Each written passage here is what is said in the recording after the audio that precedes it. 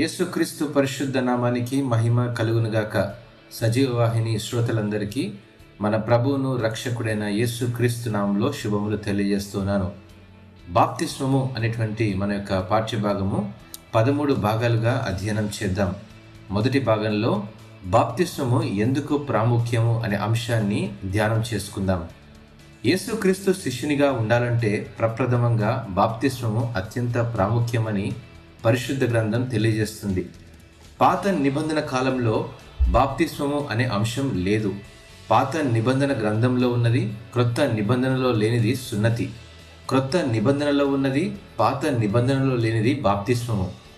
నేడు అనేకులు బాప్తిస్మమును నామమాత్రంగానే ఆచరిస్తూ ఉన్నారు. అనేక సంఘాలలో బాప్తిస్మం నిర్లక్ష్యం చేయబడుతూ ఉంది. సామూహిక ఆలోచనలు తొలగించి వ్యక్తిగత విషయాలకు ప్రాధాన్యతనిచ్చే సంస్కృతిలో నేడు మనం నివసిస్తూ ఉన్నాము. మన వ్యక్తిగత ఉద్వేగాలు, అవసరాలు, ఆలోచనల కంటే సమూహంగా కలిసి ఉంటేనే మనకెంతో అవసరమై ఉంది. అపోస్తల కార్యములు 10వ అధ్యాయము 34 నుంచి 48వ వచనంలో ఆజ్ఞాపించబడింది. యేసుక్రీస్తు ప్రభు చెప్పినట్టు మీరు సర్వలోకానికి వెళ్ళి సమస్త జనులను శిష్యులను చేయుడి అని చెప్పబడినట్టు ఈ భాగము గొప్ప ఆజ్ఞగా పిలువబడుతుంది. దీన్ని ఎలాగూ చేయాలో ఆయన చెప్పారు. ఆయన చెప్పిన బోధలో బాప్తిస్మము ఇమిడి ఉంది. ఈ భావన వెనుక ఉన్న ప్రత్యేకతను పరిశీలించి అర్థం చేసుకుందాం. మత్తయి సువార్త 28వ అధ్యాయము 16 నుంచి 20 వచనాల ప్రకారం 11 మంది శిష్యులు యేసు తమకు నిర్ణయించిన గలిలలోని కొండకు వెళ్ళారు. వారు ఆయనను చూచి ఆయనకు మొక్కిరి గాని కొందరు సందేహించిరి. అయితే యేసు వారి యొద్దకు వచ్చి, పరలోకమందును భూమి మీదను నాకు సర్వాధికారము ఇయ్యబడి ఉన్నది. కాబట్టి మీరు వెళ్ళి సమస్త జనులను శిష్యులనుగా చేయుడి. తండ్రి యొక్కయు, కుమారుని యొక్కయు, పరిశుద్ధాత్మ యొక్కయు నామంలోనికి వారికి బాప్తిస్మం ఇచ్చుచు, నేను మీకు ఏ ఏ సంగతులను ఆజ్ఞాపించుతినో వాటినన్నిటినీ గైకొనవలనని వారికి బోధించుడి. ఇదిగో నేను యుగ సమాప్తి వరకు సదాకాలము మీతో కూడా ఉన్నానని వారితో చెప్పెను. ఈ ఆజ్ఞ యొక్క వ్యాకరణాత్మకత ఎంతో ప్రాముఖ్యమైనది. ఇందులో ప్రత్యేకమైన ఆజ్ఞ శిష్యులను తయారు చేయడం, మిగిలిన 3 భాగాలు వెళ్ళుట, బాప్తిస్మమిచ్చుట మరియు బోధించుట, ఇవన్నీ కూడా ఈ ఆజ్ఞను బలపరుస్తూ ఉన్నాయి. యేసుక్రీస్తు శిష్యునిగా తయారు చేయాలంటే మొదటిగా సర్వలోకానికి వెళ్ళి సువార్తను ప్రకటించాలి. రెండవదిగా విశ్వాసముంచిన వారికి బాప్తిస్మము ఇవ్వాలి. మరియు మూడవదిగా నూతన విశ్వాసులైన వారికి దేవుని సంఘంలో చేర్చి వారికి యేసుక్రీస్తు బోధనలను నేర్పించాలి. ఇంతవరకు ఈ యొక్క మొదటి భాగము సమాప్తమైనది. రెండవ భాగంలో బాప్తిస్మము అంటే ఏంటి అనేటువంటి అంశాన్ని ధ్యానం చేసుకుందాం. దేవుడు ఈ వాక్యమును ఆశీర్వదించునుగాక. ఆమెన్.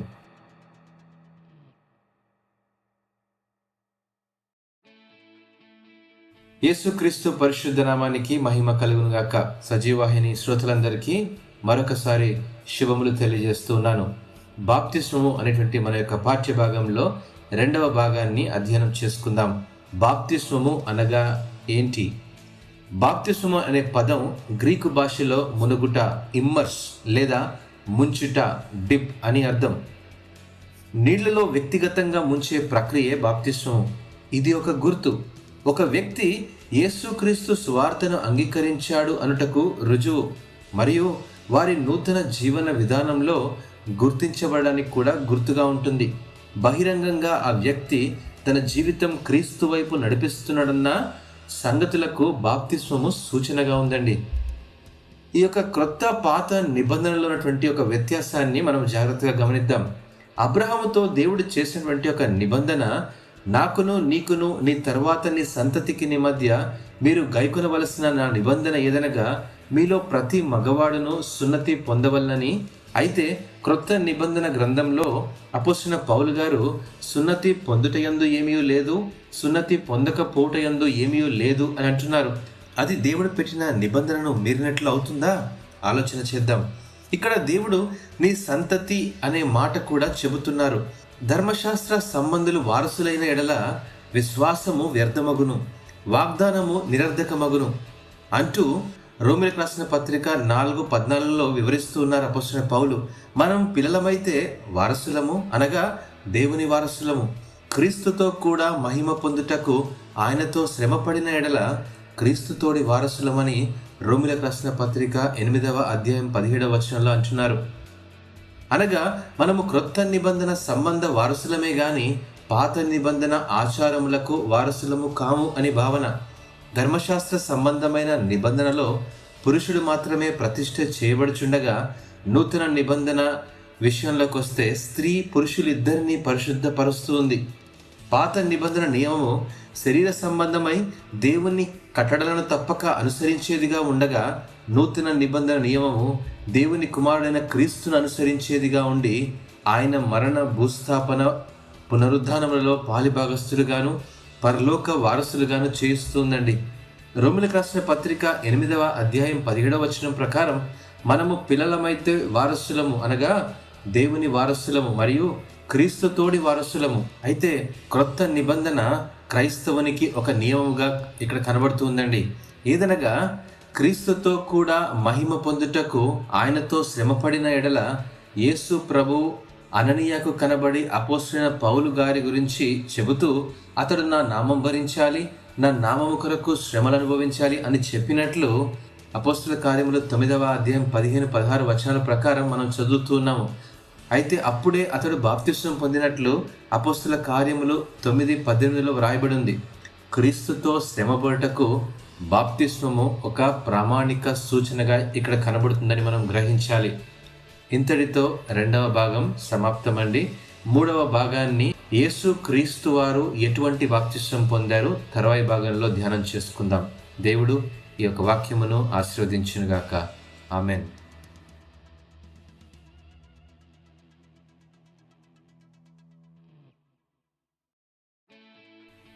యేసుక్రీస్తు పరిశుద్ధ నామానికి మహిమ కలుగునుగాక.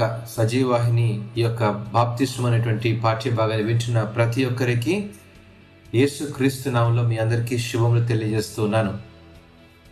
ఇంతవరకు 2 భాగాలు మనం విన్నాం. ఇప్పుడు 3వ భాగము యేసుక్రీస్తు వారు ఎటువంటి బాప్తిస్మం పొందారు అనేటువంటి ఒక భాగాన్ని అధ్యయనం చేసుకుందాం. యేసుక్రీస్తు ప్రభువారు పొందినటువంటి ఒక బాప్తిస్మం అనే అంశమును జాగ్రత్తగా విశ్లేషించి చూసినట్లయితే, మొదట వారు మత్తయి సువార్త 3:16 ప్రకారం మొదట నీటి బాప్తిస్మం పొందారు. వెనువెంటనే పరిశుద్ధాత్మ బాప్తిస్మం పొందారు. తుదకు అగ్ని బాప్తిస్మం అనగా సిలువ మరణము పొందారు.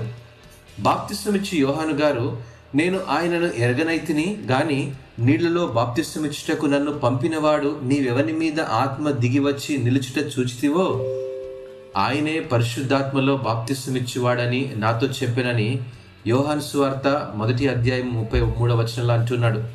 మరి ఒక చోట, మారు మనస్సు నిమిత్తము నేను నీళ్లలో మీకు బాప్తిస్మం ఇచ్చుచున్నాను, అయితే నా వెనక వచ్చేవాడు నాకంటే శక్తిమంతుడు, ఆయన పరిశుద్ధాత్మలోను అగ్నితోను మీకు బాప్తిస్మం ఇచ్చును అని మత్తయి సువార్త 3:11 అంటున్నాడు. ఎవరి బాప్తిస్మం ఇచ్చి యోహాను అంటే దేవుని యొద్ద నుండి పంపబడిన మనుష్యుడు. ఎవరి అపొస్తలుడైన పౌలు అంటే ధర్మశాస్త్ర సంబంధమగు నిష్ఠయందు శిక్షితుడయుండి నజరేయుడగు యేసు చేత పట్టబడినవాడు. ఇక యేసుక్రీస్తు శరీరమును బట్టి దావీదు సంతానముగాను, మృతులలో నుండి పునరుద్ధరణైనందున పరిశుద్ధమైన ఆత్మను బట్టి దేవుని కుమారుడుగాను ప్రభావముతో నిరూపింపబడెను అని రోమీయులకు రాసిన పత్రిక 1:5 అపొస్తలుడైన పౌలు గారు ప్రస్తావిస్తున్నారు. వీరిద్దరు ఆరంభించినటువంటి ఈ యొక్క బాప్తిస్మ విధానమును గూర్చి జాగ్రత్తగా తరచి చూసినట్లయితే అనేక సత్యములు మనము ధ్యానించగలం. యోహాను ఇచ్చిన బాప్తిస్మము పరలోకం నుండి కలిగినదా లేదా మనిషి నుండి కలిగినదా అనేటువంటి ప్రశ్న మార్కు సువార్త 11:30 కూడా వ్రాయబడిందండి. ఇది మనకు కూడా మొదటి ప్రశ్నే. ప్రియమైనటువంటి స్నేహితులారా, పరలోకం నుండి కలిగినది అనుకుంటే ఆ వాక్య భాగము నీ కొరకే. మనుషుల నుండి కలిగినదా అని అనుకుంటే ఇక లోతైన సంగతులు నీకు వ్యర్థమేనండి. ఆశ్చర్యం ఏమిటంటే మత్తయి సువార్త 3:14-15 ప్రకారం యేసు క్రీస్తు బాప్తిస్మం పొందారు కానీ ఆయనకు బాప్తిస్మం ఇచ్చినటువంటి యోహాను గారు మాత్రం బాప్తిస్మం పొందనేలేదండి. ఇంతటితో ఈ యొక్క 3వ భాగాన్ని ముగిస్తున్నాను. నాలుగవ భాగాన్ని తర్వాయి భాగంలో అధ్యయనం చేద్దాం. బైబిల్లో ఎవరెవరు బాప్తిస్మం పొందారు, ఈ యొక్క పాఠ్య భాగాన్ని మనము మరలా ధ్యానం చేసుకుందాం. దేవుడు ఈ వాక్యమును ఆశీర్వదించునుగాక. ఆమెన్.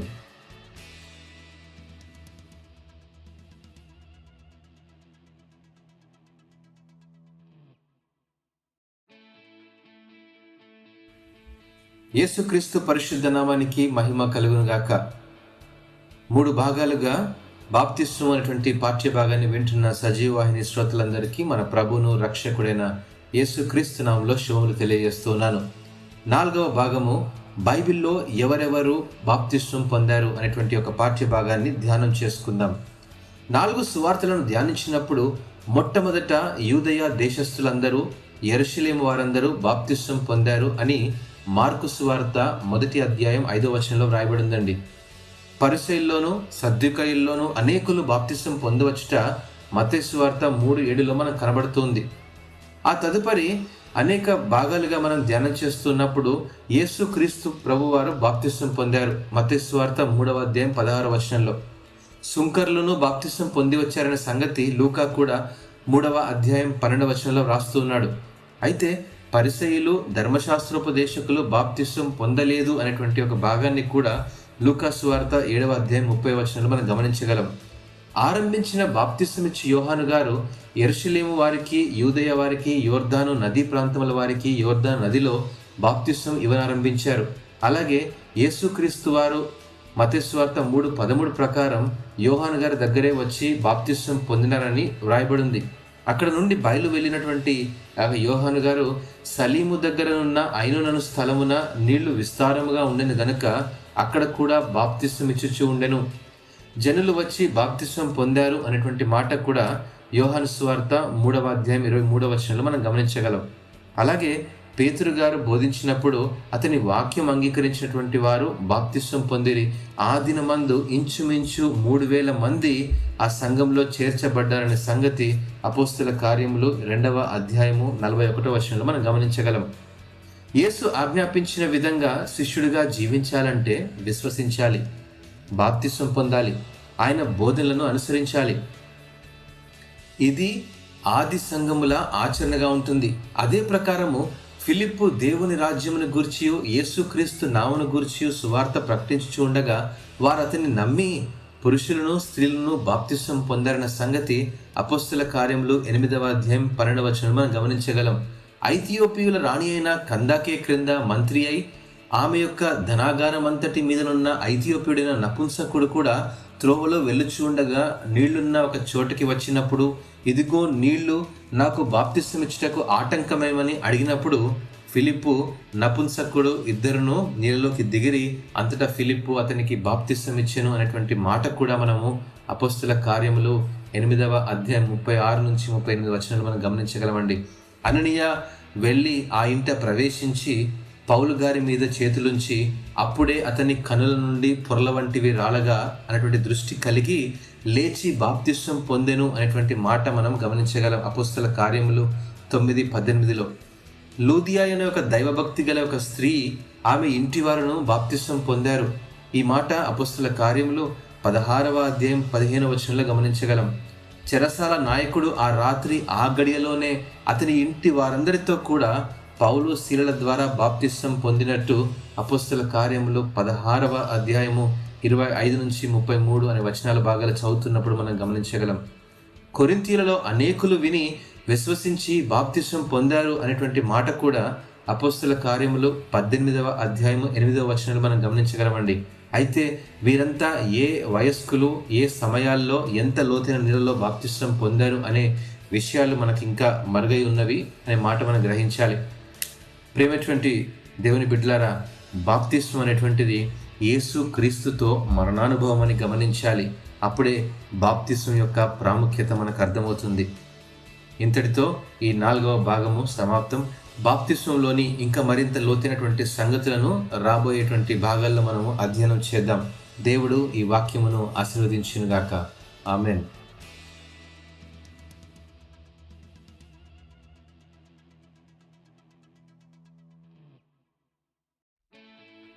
యేసుక్రీస్తు పరిశుద్ధ నామానికి మహిమ కలుగును గాక. ఇంతవరకు మనము 4 భాగాలుగా బాప్తిస్మం అనేటువంటి పాఠ్య భాగాన్ని అధ్యయనం చేస్తున్నాం. ఈ పాఠ్య భాగాన్ని వింటున్నటువంటి సజీవ వాహిని శ్రోతలందరికీ మన ప్రభువును రక్షకుడైన యేసుక్రీస్తు నామములో శుభములు తెలియజేస్తున్నాను. 5వ భాగము నీటి బాప్తిస్మము అంటే ఏంటో ఈ భాగాన్ని మనము క్షుణ్ణంగా అధ్యయనం చేసుకుందాం. బాప్తిస్మం అనేటువంటి పదం మీకు ముందుగానే చెప్పబడినట్టు బాప్తిస్మం అనేటువంటి పదం గ్రీకు భాషలో మునుగుట లేదా ముంచుట అనే సంగతులుగా మనకు కనబడుతుంది.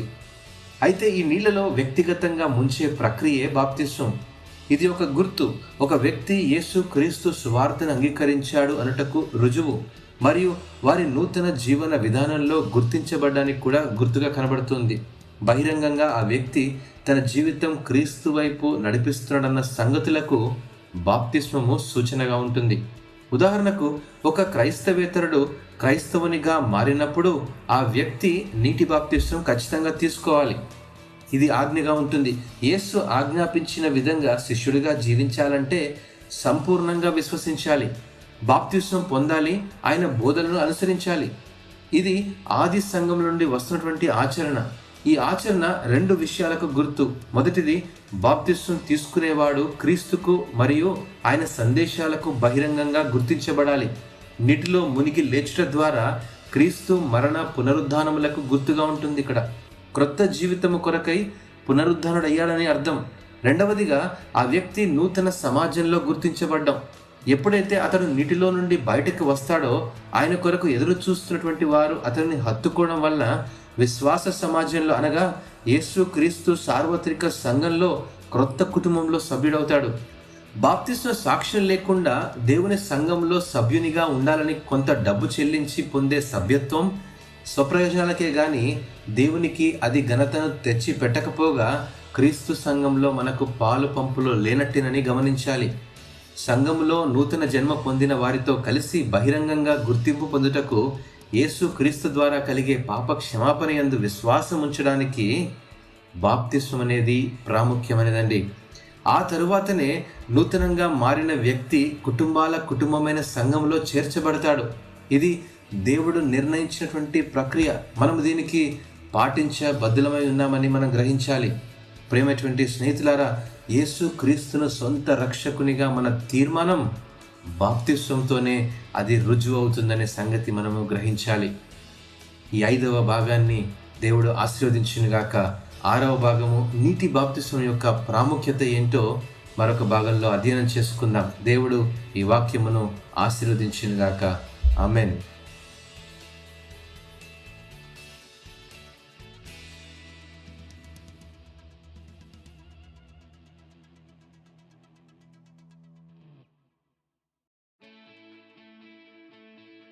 యేసుక్రీస్తు పరిశుద్ధ నామానికి మహిమ కలుగునుగాక. 5 భాగాలుగా మనము బాప్తిస్మం అనేటువంటి ఒక పాఠ్య భాగాన్ని అధ్యయనం చేస్తూ ఉన్నాం. 6వ భాగము నీటి బాప్తిస్మం యొక్క ప్రాముఖ్యత ఏంటో మనము ఈ యొక్క పాఠ్య భాగంలో అధ్యయనం చేసుకుందాం. బాప్తిస్మము అనేది వివాదాంశం అండి.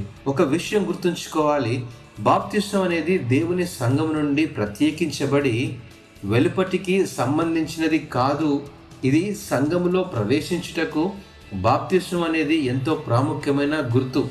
వారు యేసు క్రీస్తు ప్రభుని విశ్వసించవచ్చు. ఈ యొక్క ప్రాముఖ్యత మనం గ్రహించాలి. నమ్ముట ద్వారా ఎవరు కృంగిపోరండి. ఒకవేళ వారు బాప్తిస్మం పొందితే వారి మీదకి అవమానం వచ్చును, లేదా సహజంగా వారు కుటుంబంలో నుండి త్రోసివేయబడతారని, లేదా వారసత్వం లేకుండా అయిపోతారేమో, వారి కొరకు మరణగీతం పాడబడుతుందేమో. కానీ యేసు క్రీస్తును విశ్వసించినందుకు ఇటువంటి సందర్భాలను బాప్తిస్మం పొందుకున్నందుకు సమాజంలో ఎదుర్కోవాల్సి కూడా వస్తుంది. సమాజం నుండి వేరు చేయబడడం జరుగుతుంది. అయితే బాప్తిస్మం అనేది విడదీయలేని బంధం. క్రీస్తులో చేర్చబడడం బాప్తిస్మం. ఈ మాట మనము జాగ్రత్తగా గమనించాలి. క్రీస్తులో చేర్చబడడం సంఘంలో సభ్యత్వం పొందడం. కాబట్టి సంఘములో చేర్చబడకుండా ఏమాత్రం సంఘ విషయాలలో జోక్యం చేసుకోలేము. అదే పెంతెకోస్తు దినాన కూడా జరిగింది. పేతురు యొక్క బోధకు స్పందించిన వారు బాప్తిస్మం పొంది సంఘంలో చేర్చబడ్డారు. అపొస్తలుల కార్యములు 2వ అధ్యాయం 41వ వచనం ప్రకారం, కాబట్టి అతని వాక్యం అంగీకరించిన వారు బాప్తిస్మం పొందిరి. ఆ దినమందు ఇంచుమించు 3,000 మంది చేర్చబడిరి. పరిశుద్ధులైన లూకా దీని విషయమై అంత ఆకర్షింపబడకపోయినట్లయితే క్రొత్త విశ్వాసుల లెక్కను అంతగా స్పష్టంగా ఇవ్వలేడు. వారి ముఖములు గుర్తింపబడినవి, వారి పేర్లు సంఘంలో కలుపబడ్డాయి. యేసుక్రీస్తు స్వతహాగా చెప్పిన నీతి విషయమై జీవించవలసిన అవసరత ఆనాడు ఆది సంఘం నుండి నేర్చుకోగలం. బాప్తిస్మం అనేది నీటికి వాక్యానికి సంబంధించిన పని. గ్రీకు భాషలో బాప్టిజో అంటే ముంచుట, ఈ క్రియారూపకంలో కడగబడుట అని కూడా అర్థం. త్రిత్వమైన దేవునితో విశ్వాసికి ఐక్యపరుస్తూ తండ్రి యొక్కయు, కుమారుని యొక్కయు, పరిశుద్ధాత్మ యొక్కయు నామంలో అనే 3 పదాల కలయికగా అవుతుంది బాప్తిజం. బాహ్యంగా కనబడే అంతరంగ మార్పు వంటి ప్రక్రియలు క్రైస్తవేతర మతాల్లో కూడా ఈ కడగబడే నీతి సూత్రాలు ఉన్నాయి. అయితే క్రైస్తవ్యంలో అంతరంగిక మార్పు అంటే కేవలం విశ్వాసం మాత్రమే గాక యేసుక్రీస్తుని బట్టి హృదయంలో ఒక బలమైన తీర్మానం కలిగి ఉండడం. ఈ మార్పు అనేది ఒక ప్రత్యేకమైన నీతి కాదు, లేక ప్రత్యేకమైన నీతిపై ఆధారపడడం కాదు. మన హృదయంలో దేవునికి స్థానం లేకపోయినట్లయితే నీతి అనేది ఎక్కడా పనికిరాదు. అపోస్తలుల బోధ కూడా ఇదే. ప్రభువైన యేసునందు విశ్వాసం ఉంచుము, అప్పుడు నీవు రక్షించబడతావు అని బోధించారు. అపోస్తలుల కార్యములు 16వ అధ్యాయం 14వ వచనంలో. చివరిగా బాప్తిస్మమైనటువంటి ఆచరణ మనం గమనించినట్లయితే యేసు క్రీస్తును సంతోషపరచడమేనండి. ప్రేమటువంటి స్నేహితులారా, బాప్తిస్మము క్రైస్తవుని నూతన జీవన శైలికి పునాదిగా ఉంటుందని మనం గ్రహించాలి. ఇంతటితో ఈ యొక్క 6వ భాగము ముగిస్తూ ఉన్నాను. 7వ భాగము పరిశుద్ధాత్మ బాప్తిస్మము అంటే ఏంటో మరొక పాఠ్య భాగంలో అధ్యయనం చేసుకుందాం. దేవుడు ఈ వాక్యమును ఆశీర్వదించునుగాక. ఆమేన్.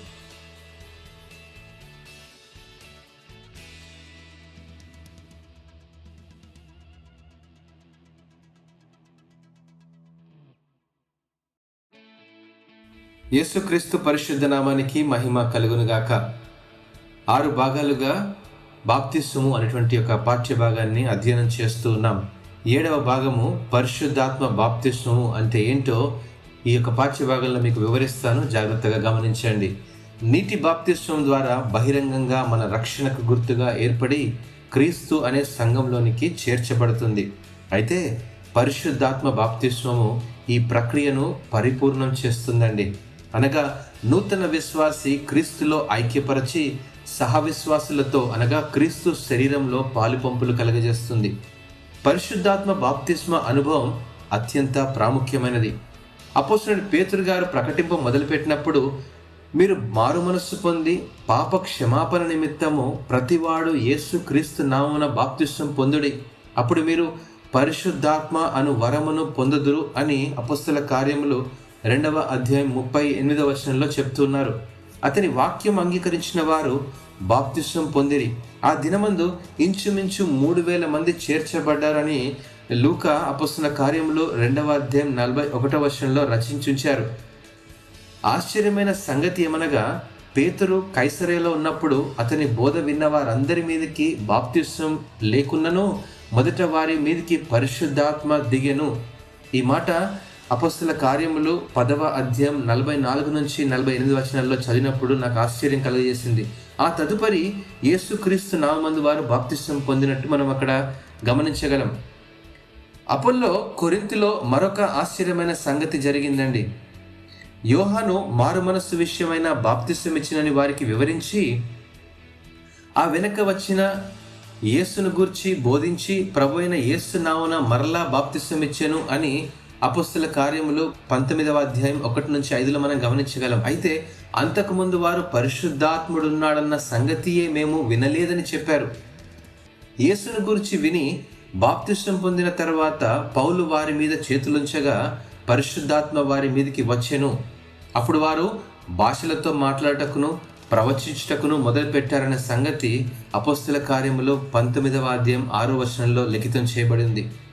యూదులమైనను గ్రీసు దేశస్థులమైనను దాసులమైనను లేదా స్వతంత్రులమైనను మనమందరము ఒక్క శరీరంలోనికి ఒక్క ఆత్మయందే బాప్తిస్మం పొందితిమి అనే మాట, మనమందరము ఒక్క ఆత్మను పానము చేసిన వారమైతిమి అనేటువంటి మాటను అపోస్తలుడైన పౌలు కొరింథీ సంఘానికి రాస్తూ తన మొదటి పత్రిక 12వ అధ్యాయం 13వ వచనంలో ఈ మనమందరము అనేటువంటి ఒక ఐక్యత కలిగిన మాటలు పరిశుద్ధాత్మ బాప్తిస్మం యొక్క ప్రాముఖ్యతను వివరిస్తూ ఉన్నాడు.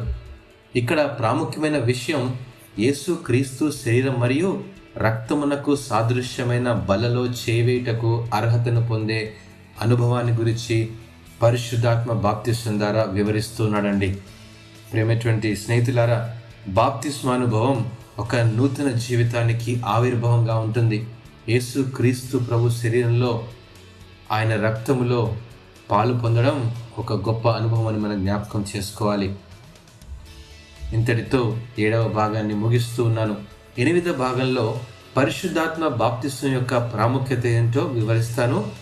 దేవుడు ఈ యొక్క పాఠ్య భాగాన్ని దీవించి ఆశీర్వదించునుగాక. ఆమెన్.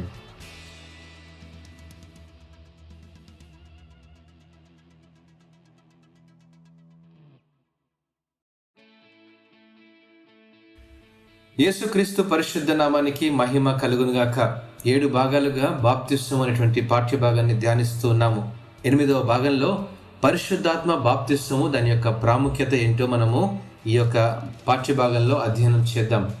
ఎఫెసీయులకు రాసిన పత్రిక 4వ అధ్యాయం 5వ వచనం ప్రకారం ప్రభువు ఒక్కడే, విశ్వాసము ఒక్కటే, బాప్తిస్మము ఒక్కటే అనేటువంటి భావన క్రీస్తు శరీరంలో జత చేయబడిన విశ్వాసులు ఒకే గుంపుగా చేర్చబడి క్రీస్తుతో కూడా సిలువ వేసిన అనుభవం వైపు, అనగా అగ్ని బాప్తిస్మం వైపు నడిపించుట పరిశుద్ధాత్మ బాప్తిస్మంతో నిర్ధారించబడి పరిపూర్ణమవుతుందండి. పరిశుద్ధాత్మ బాప్తిస్మం పొందామనే నిర్ధారణ మన ఆత్మఫలములను వెల్లడి చేయబడుతుంది. నేనంటాను, ఆత్మవరముల కంటే ఆత్మఫలములు ప్రాముఖ్యమైనవి. మనము విశ్వాసము గలవారమై నీతి కలుగునను నిరీక్షణ సఫలమగునని ఆత్మ ద్వారా ఎదురు చూచున్నామని గలతీ 5:5లో మనం గమనించగలం. అయితే ఆత్మఫలం ఏమనగా ప్రేమ, సంతోషము, సమాధానము, దీర్ఘశాంతము, దయాళుత్వము, మంచితనము, విశ్వాసము, సాత్వికము, ఆశా నిగ్రహము. 5:22 గలతీలు మనం గమనించగలం. ఈ ఫలములు ఫలించు జీవితాలు పరిశుద్ధాత్మ బాప్తిస్మం పొందారని నిర్ధారించడమే కాకుండా ఆత్మవరములను పొందే అనుభవం వైపు నడిపించబడతారండి. మనము ఆత్మను అనుసరించి జీవించేవారమైతిమా, ఆత్మను అనుసరించి క్రమముగా నడుచుకుందామని గలతీ 5:25లో మనం గమనించగలం. ఈ అనుభవం అభిషేకానికి సాదృశ్యంగా ఉంది. ఇటు అభిషేక శక్తి యేసుక్రీస్తు చెప్పిన విధంగా మనం పొందగలం. అయితే ఆయన అనగా సత్యస్వరూపి అయిన ఆత్మ వచ్చినప్పుడు మిమ్మును సర్వసత్యములోనికి నడిపించును. ఆయన తనంతట తానే ఏమీ బోధింపక వేటిని వినునో వాటిని బోధించి సంభవింపబోవు సంగతులను మీకు తెలియజేయును అనేటువంటి మాట యోహాను సువార్త 16:13లో గమనించగలం. పరిశుద్ధాత్మ బాప్తిస్మము మన జీవితాలను ప్రక్షాళన చేయడమే కాదు కానీ నిత్యత్వానికి మనల్ని నడిపించు మన జీవన ప్రయాణంలో దేవుని కాపుదలతో పాటు క్రీస్తును చేరుకునే అర్హతను దయచేసేదిగా ఉంటుందండి. అరణ్య మార్గంలో ఇశ్రాయేలీయులు మేఘంలో నడుచుట పరిశుద్ధాత్మ బాప్తిస్మమునకు, అనగా దేవుని కాపుదలలో వారు నడిచినట్టు అపోస్తలుడైన పౌలు మరియు 2వ అధ్యాయం 13వ వచనం ప్రకారం మనం గమనించగలం. ఆత్మ సంబంధమైన సంగతులను ఆత్మ సంబంధమైన సంగతులతో అది సరిచూస్తుందనే సంగతి వివరిస్తూ ఉన్నాడు. 15వ వచనం ప్రకారం ఆత్మ సంబంధి అయిన వాడు అన్నిటిని వివేచించును గాని అతడు ఎవని చేతనైనా వివేచింపబడడు కూడా అని గ్రహించాలి. ఇదే పరిశుద్ధాత్మ బాప్తిస్మంలోని గొప్పతనం అండి. మనం ఈ యొక్క అనుభవాన్ని పొందేటువంటి ప్రయత్నం చేయాలి. పరిశుద్ధాత్మ బాప్తిస్మం పొందామనే నిర్ధారణ మన ఆత్మ ఫలముల నుండి వెల్లడి చేయబడు అనే మాట చెబుతూ ఈ యొక్క పాఠ్య భాగాన్ని ముగిస్తూ ఉన్నాను. ఇంతటితో ఈ యొక్క 8వ భాగాన్ని పూర్తి చేస్తున్నాను. పరిశుద్ధాత్మ బాప్తిస్మము అభిషేక శక్తి అనేటువంటి యొక్క భాగాన్ని తరువాయి భాగంలో అధ్యయనం చేసుకుందాం. దేవుడు ఈ వాక్యమును ఆశీర్వదించునుగాక. ఆమేన్.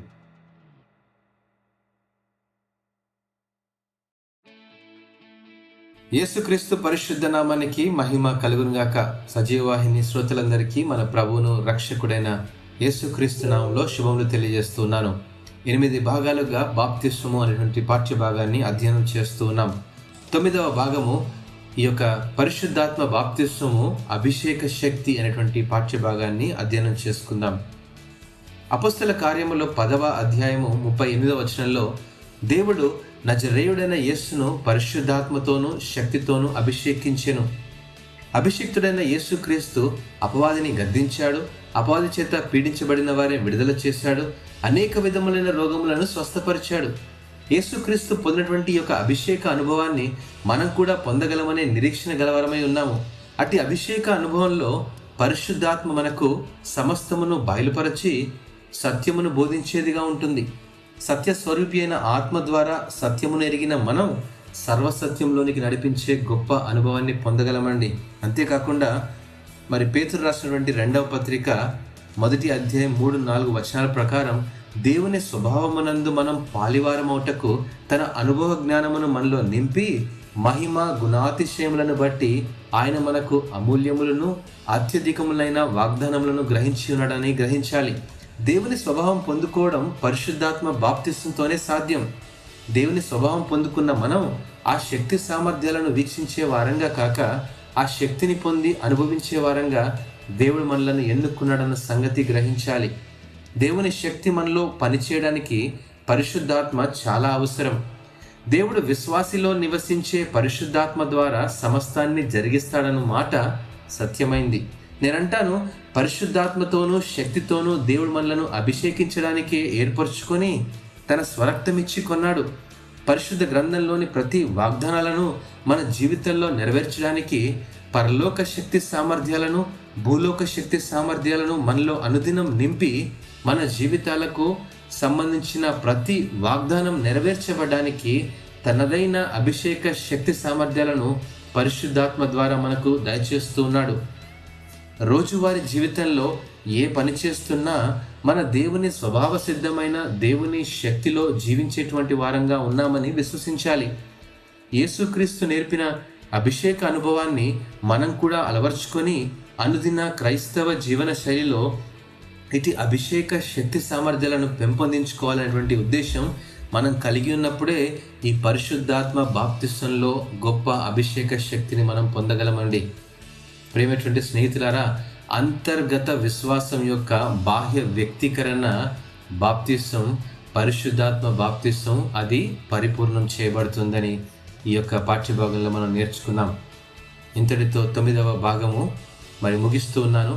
పరిశుద్ధాత్మ బాప్తిస్వం యొక్క ఆత్మీయ వరములు ఏంటో మనము మరి ఆ యొక్క 10వ భాగంలో అధ్యయనం చేసుకుందాం. దేవుడు ఈ వాక్యమును ఆశీర్వదించుగాక. ఆమెన్.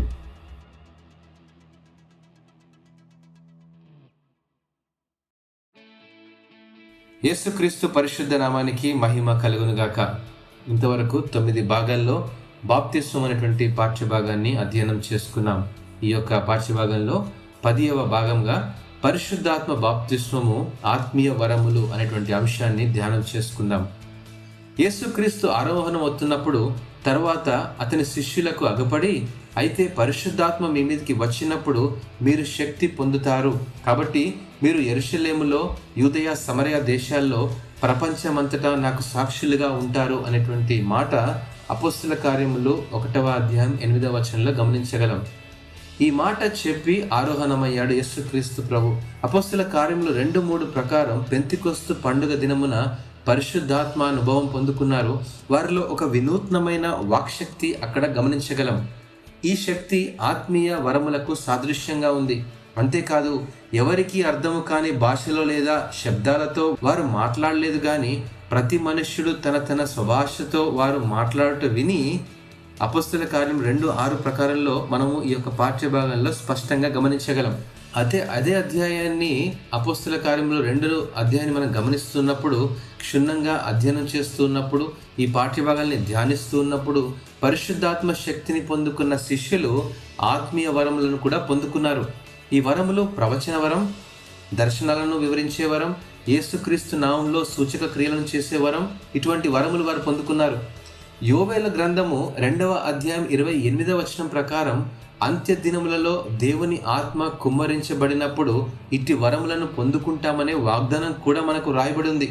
అపొస్తల కార్యములు 2:17 ప్రకారం ఆనాడు శిష్యులు పొందుకున్న శక్తి నేడు మనం కూడా పొందుకోగలమని నిర్ధారించబడిందండి.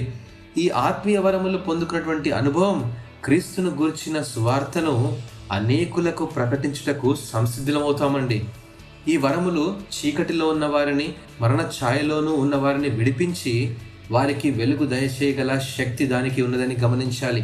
అంత్య దినాలలో దేవుని ప్రణాళికలను బయలుపరిచే ప్రవచనాత్మక వరములతో సంఘములను తన రాకడ కొరకు సంసిద్ధులను చేసే శక్తి దానికి ఉన్నదని గమనించాలి. రోగపీడితులను, అనారోగ్యము గల వారిని యేసు నామంలో స్వస్థపరచగల శక్తి కూడా ఈ వరములకున్నవని గ్రహించాలండి. అపోస్తలుల బోధలో, సహవాసములో, రొట్టె విరుచుటలో మరియు ప్రార్థనలో ఎడతెగక ఉన్నప్పుడే ఇట్టి ఆత్మీయ వరములను పొందగలం. ఆది అపోస్తలులు ఇట్టి క్రమమును పాటించారు కాబట్టే సంఘాలుగా విస్తరించబడి అనేకులను ప్రభువైపు నడిపించింది. ఇది మన బాధ్యత.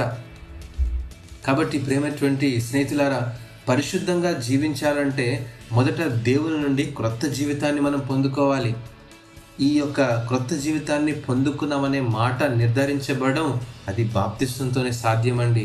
ఈ గొప్ప బాప్తిస్వ అనుభవాన్ని మనం పరిశుద్ధాత్మతో పరిపూర్ణం చేయడానికి ప్రయత్నం చేద్దాం. ఇంతటితో 10వ భాగం సమాప్తం. 11వ భాగంలో అగ్ని బాప్తిస్వము అంటే ఏంటో మీకు వివరిస్తాను. దేవుడు ఈ యొక్క పాఠ్యభాగాన్ని దీవించి ఆశీర్వదించుగాక. ఆమెన్.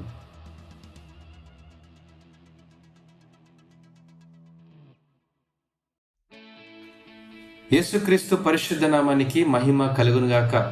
నీటి బాప్తిస్వము మరియు పరిశుద్ధ బాప్తిస్వము అంటే ఏంటి, వాటి ప్రాముఖ్యత ఏంటి, వాటి వలన వచ్చేటువంటి ఫలితాలు మనము ముందున్న పాఠ్యభాగాల్లో ధ్యానం చేసుకున్నాం. 11వ భాగము అగ్ని బాప్తిస్వము అనేటువంటి యొక్క పాఠ్యభాగాన్ని ఈ యొక్క భాగంలో అధ్యయనం చేసుకుందాం. నీటి ద్వారా మరియు పరిశుద్ధాత్మ ద్వారా బాప్తిస్వము అనేటువంటి పదములు కాస్త సులువుగా అనిపించినప్పటికీ అగ్ని బాప్తిస్వం అనే మాట కొంత సందేహానికి దారితీస్తుంది మరియు గందరగోళంగా కూడా అనిపిస్తుంది. నీటిలో మునిగితే నీటి బాప్తిస్వము అన్నట్లు అగ్ని చేత కాల్చివేయబడితే అగ్ని బాప్తిస్వం అనే సందేహం ఖచ్చితంగా ఉంటుందండి.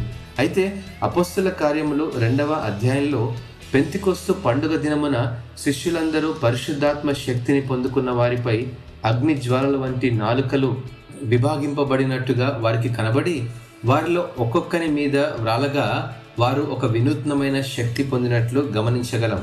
ఇక్కడ అగ్ని జ్వాలల వంటి నాలుకలు అగ్ని బాప్తిస్వమునకు సాదృశ్యము కాదని గమనించాలి. అపోస్తల కార్యములు 2వ అధ్యాయం 3వ వచనంలో స్పష్టంగా వ్రాయబడిందండి. వారు పరిశుద్ధాత్మ శక్తిని మాత్రమే పొందుకున్నారు. వాస్తవానికి పరిశుద్ధ గ్రంథంలో అగ్ని బాప్తిస్వం ఎలా పొందుకోవాలో ఖచ్చితంగా వివరించబడలేదు. అయితే క్షుణ్ణంగా మత్తయి సువార్త 3వ అధ్యాయం 11వ వచనము మరియు 12వ వచనాలు ధ్యానిస్తూ ఉన్నప్పుడు ఆయన పరిశుద్ధాత్మలోను అగ్నితోనూ మీకు బాప్తిస్వం ఇచ్చును. ఆయన చేతిలో ఉన్నది. ఆయన తన కళ్ళమును బాగుగా శుభ్రము చేసి గోధుమలను కొట్టులో పోసి ఆరని అగ్నితో పొట్టును కాల్చివేయనని వారితో చెప్పెను. ఈ మాటలను బట్టి అగ్నితో మనం పొందుకునే బాప్తిస్వం వివరించబడిందండి. యేసుక్రీస్తును స్వంత రక్షకునిగా అంగీకరించిన మన జీవితాల్లో ఇంకా ఏదైనా మలినము మస్టు ఉన్నట్లయితే అది మనల్ని ప్రక్షాళన చేస్తూ సంపూర్ణమైన విశ్వాసిగా సంసిద్ధులను చేస్తుంది. పాత నిబంధన కాలంలో పాప పరిహారార్థ బలి అర్పణలో యాజకుడు బలిపీఠంపై బలిని సిద్ధపరిచి నిర్దోషమైన దాన్ని ఆ యాజకుడు బలిపీఠంపై అర్పించినప్పుడు అది యెహోవాకు ఇంపైన సువాసన గల హోమము అని వ్రాయబడింది. యెహోవా అగ్ని చేత అది కాల్చబడి ఆ దహన బలి సువాసనను దేవుడు ఆఘ్రాణించి మన ఎడల తన కనికరాన్ని చూపుతూ మనలను క్షమిస్తూ ఉన్నాడు. అదే రీతిగా విరిగి నలిగిన మన హృదయాలను దేవునికి సమర్పించుకున్నప్పుడు మన జీవితాలు ఇంపైన సువాసనను కలుగజేసి దేవునిని సంతోషపెట్టేవిగా ఉంటాయని గ్రహించాలి. ఈ అనుభవం సజీవ యాగంగా మనలను మనం సమర్పించుకున్నప్పుడే సాధ్యమవుతుందండి. ఈ అనుభవమే అగ్ని చేత మనం పొందుకునేటువంటి బాప్తిస్వం. ప్రేమటువంటి దేవుని బిడ్డలారా, రక్షణ ద్వారా మీ యొక్క గతం క్షమించబడింది, మన వర్తమానానికి అర్థం ఇవ్వబడింది మరియు భవిష్యత్తు సురక్షితమైందండి. ఇది కేవలం బాప్తిస్వం, దీనికి ఆధారం అని మనం గ్రహించాలి. అగ్ని బాప్తిస్వం యొక్క ప్రాముఖ్యత తర్వాయి భాగంలో వివరిస్తాను. దేవుడు ఈ పాఠ్య భాగాన్ని దీవించి ఆశీర్వదించుగాక. ఆమెన్.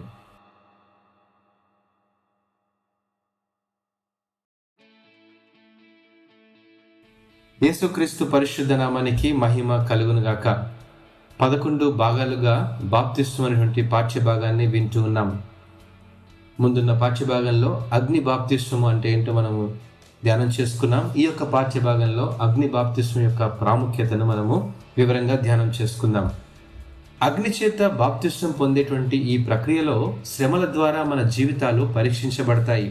ఈ ప్రక్రియ విశ్వాస జీవితంలో పరిపూర్ణవుటకు ఆఖరి మెట్టు. అపోస్తలుడైన పౌలు తన అనుభవాన్ని రోమా సంఘానికి వివరిస్తూ శ్రమ ఓర్పును, ఓర్పు పరీక్షను, పరీక్ష నిరీక్షణను కలుగజేయనని ఎరిగి శ్రమల యందును అతిశయపడదుము అంటున్నాడు. ఎందుకనగా ఈ నిరీక్షణ మనలను సిగ్గుపరచదు. మనకు అనుగ్రహింపబడిన పరిశుద్ధాత్మ ద్వారా దేవుని ప్రేమ మన హృదయములలో కుమ్మరింపబడి ఉన్నదని స్పష్టం చేస్తూ ఉన్నాడు. రోమీయులకు రాసిన పత్రిక 5వ అధ్యాయము 3-5 వచనంలో ఈ భాగాన్ని గమనించగలం. క్రైస్తవ విశ్వాసంలో శ్రమ అనేది ఓ వినూత్నమైన అనుభవం. శ్రమ కలిగినప్పుడు దేవుణ్ణి దూషించి విశ్వాసాన్ని మధ్యలోనే వదిలేసే వాళ్ళు అనేకులుంటారు. వీరు బాప్తిస్మం అనుభవం పొందినప్పటికీ కొంత లోకంలో మరియు కొంత దేవునిలో ఉండేవారు. ఎందుకంటే వీరికి శ్రమలు ఎదుర్కోవడం కష్టతరం. ఆ శ్రమను దాటడానికి వ్యక్తిగత నిర్ణయాలతో కూడిన మార్గాలను వెతుక్కుంటారు, కానీ ఆ అనుభవం గుండా వెళ్ళడానికి ప్రయత్నించరు.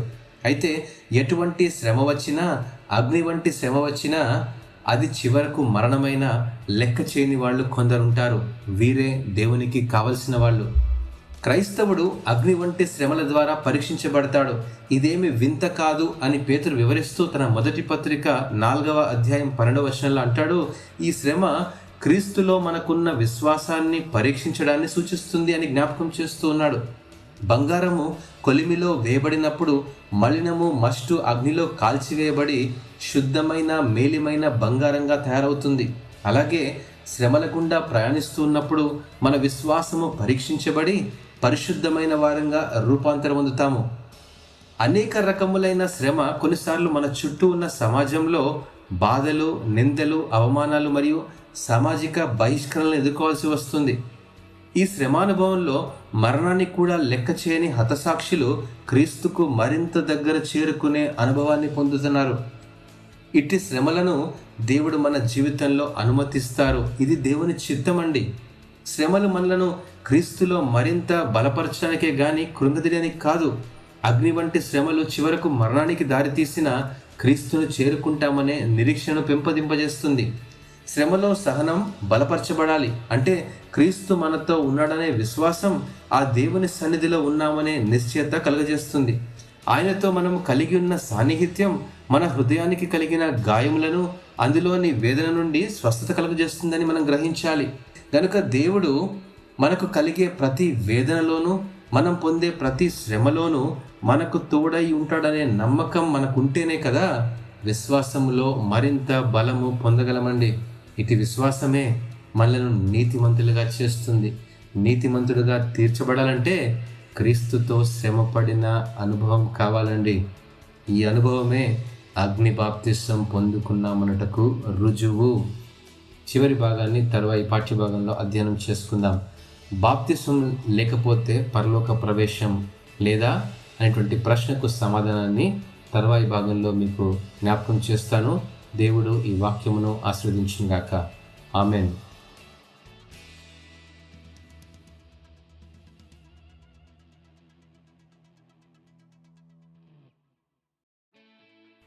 యేసుక్రీస్తు పరిశుద్ధ నామానికి మహిమ కలుగునుగాక. 12 భాగాలుగా బాప్తిస్మం అనేటువంటి పాఠ్యభాగాన్ని మీరు వింటూ ఉన్నారు.